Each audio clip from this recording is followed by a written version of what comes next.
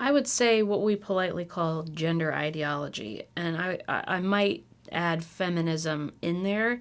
I've struggled my whole life with, can you be a pro-life feminist, or even do I even call myself a feminist? And I'm not alone. Something like only 20% of Americans self-identify as feminists. And I think it's because the movement sort of lost its meaning.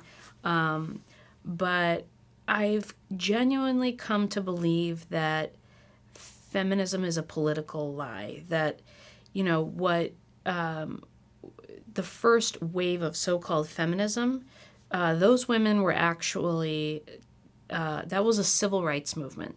They were women who were advocating to expand the scope of civil rights when it came to suffrage to include women. And, they certainly argued for other rights for women, like property rights outside the home. But when it reached what we call the second wave, I just think it's so fundamentally ruptured from even what the first wave of, I just don't think you can even put them in the same category.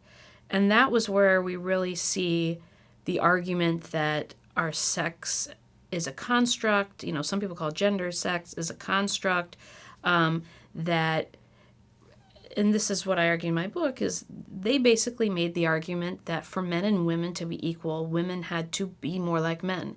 And that included shutting down our fertility, or, abortion as just another way of sort of rendering the female body sterile and like a man's.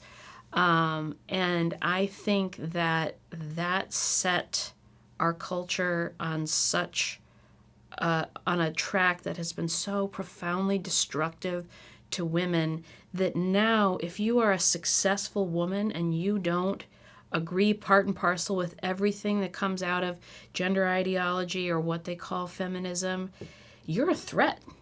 And so I look at someone like Amy Coney Barrett, and here is a woman who she is the most successful woman in her field, basically. She has reached the pinnacle of the legal profession. And she did it with 7 children, one of whom had special needs, 2 who were adopted.